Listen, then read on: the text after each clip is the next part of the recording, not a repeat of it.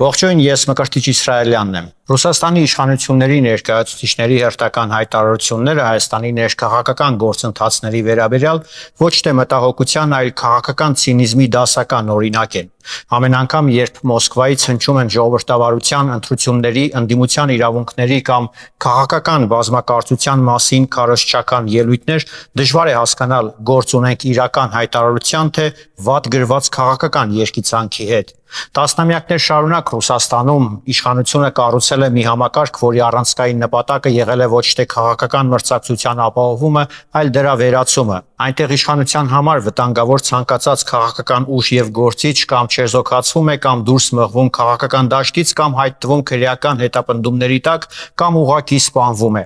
Ռուսաստանում ընտրական գործընթացները վաղուց վերածվել են կանխատեսելի եւ վերահսկվող մեխանիզմների, որտեղ հիմնական ինտրիգը ոչ թե հաղթողի անունն է, այլ այսպես ասած հաղթողի կմահաճույքով գրված հաղթանակի տոկոսի չափը։ Այս պայմաններում Հայաստանի ժողովրդավարության վերաբերյալ Մոսկվայի գնահատականները ոչ միայն վստահություն չեն ներշնչում, այլև բացահայտում են Ռուսաստանի իշխանական վերնախավի քաղաքական էժան մտածողության էությունը։ Կրեմլի համար ժողովրդավարությունը արժեք չէ, այն գործիք է, որը հիշվում է միայն այն ժամանակ, երբ անհրաժեշտ է ճնշում գործադրել պետությունների վրա կամ սպասարկել սեփական աշխարհաքաղաքական շահերը։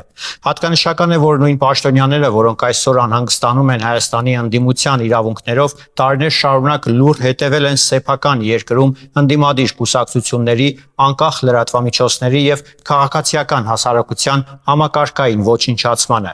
Նրանք երբեք չեն բացատրել, թե ինչու է քաղաքական այլակարծությունը Ռուսաստանում վերածվել անվտանգության սպառնալիքի,